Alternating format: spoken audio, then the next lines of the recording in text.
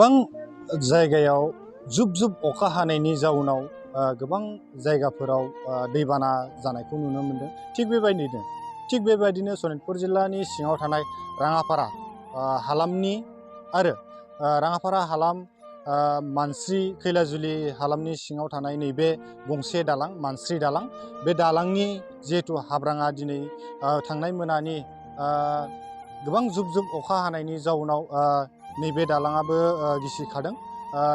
आं camera person बिथांखौ आं दिन्थिनो खावलायगोन। जिहेतु बे खैलाजुलि आरो मानस्रि माइनावस्रि बे मोनसे मेन रायजो राजाफोरनि थांलाय फैलाय हान्था मेलानि थाखाय बे मोनसे गुबै गाहाय लामा होनना बुंजायो। बे लामानि जिहेतु मानस्रि दालाङा दिनै बे मानस्रि दालांनि हाब्राङा दिनै जुब जुब अखा हानायनि जाउनाव गब्र'लांबाय।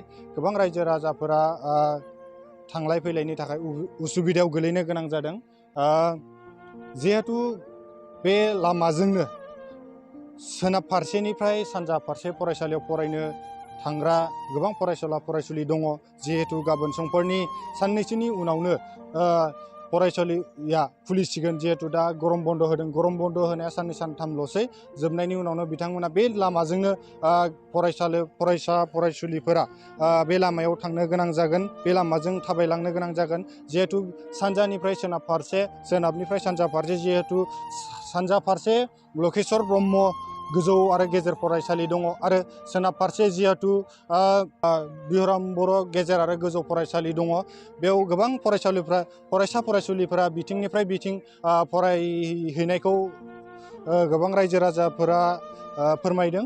जिहेतु बे लामाजोंनो बे दालाङा गैयाब्ला गोबां फरायसा फरायसुलि बिथांमोनजों लोगोसे गोबां रायजो राजाफोरा हान्था मेलानि थाखाय खैफोदाव गोलैनो गोनां जागोन। आं बे समाव रायजो राजा बिथांमोनाव आं सोंनो नाजागोन। बे समाव आं सासे फोरोंगिरिनिफ्राय मिथिना लानो नाजागोन। जिहेतु दिनैनि बे दालांनि जि हाब्रां बे गब्र'बाय, बे गब्र'नायनि सायाव दा गोबां रायजो राजाफ्रा खस्थ' भुगिनो गोनां जासिगोन। दा बिनि सायाव मा बुंनो सानो? गोबां दुखुनांथाव थासारि। सिगांनिफ्रायनो जोङो रायजो राजाखौ लानानै एसे एनै बेखौ साइडआवहाय माने होथेनायनि राहाफारि लाबाय थादोंमोन।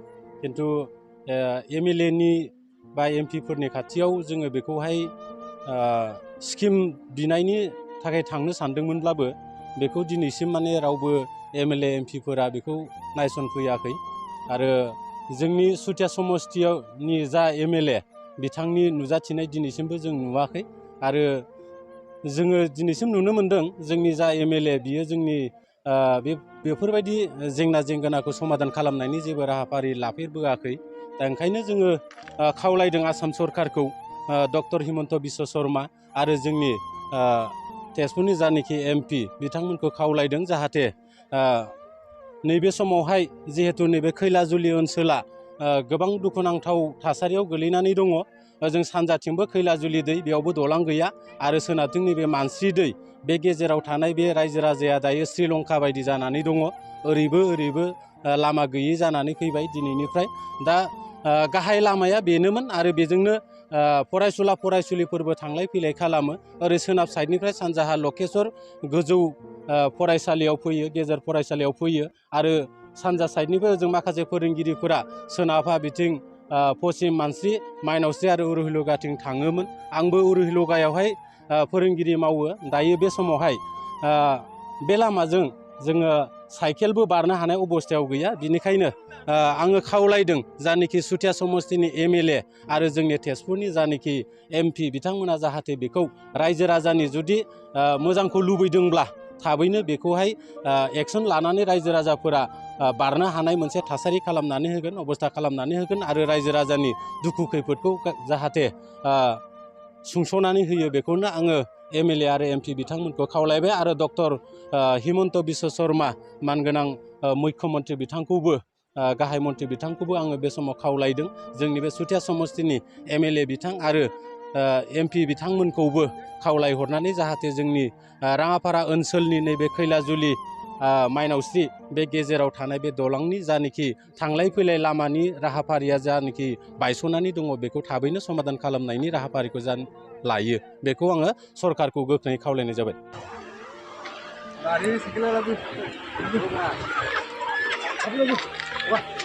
नोंथाङा जे दिनै खस्थ' मस्थ'नि गेजेरजों जिबायदि बारबोबाय बे दालांखौ हाब्रां गिसिखानायनि जाउनाव नोंथाङा खस्थ' मस्थ'यै बेखौ बारबोनो गोनां जाबाय बिनि सायाव मा बुंनो नोंथां?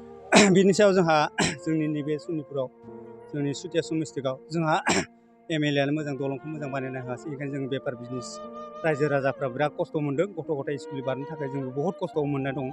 दा बहुद हान्थिदों जों इथिं बिथिंबो खैलाजुलि दैमाबो दं खोलाहा साहा इथिं आरो सोनाबथिं आरो मानसिरि दलं जोंनि थाखाय बिराद खस्थ'यै सोलिगासिनो दं। बहा थांनो नागिरदों?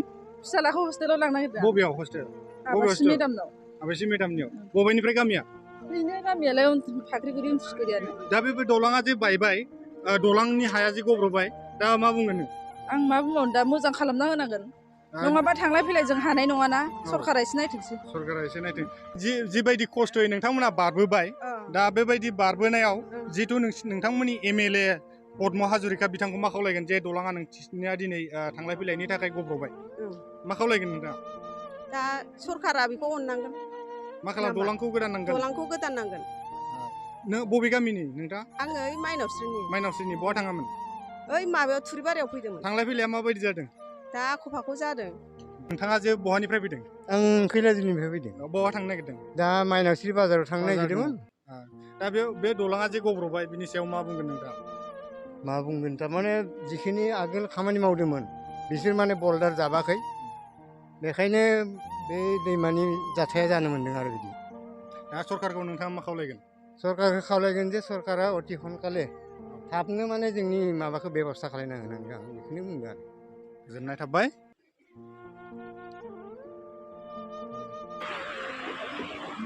जिहेतु दिनै बे हाया गब्र'बाय दालांनि हाया हाब्राङा गब्र'बाय दा साननैसोनि थाखाय बेखौ नोंथांमोना रायजो हिसाबै नोंथांमोना मा राहा लागोन?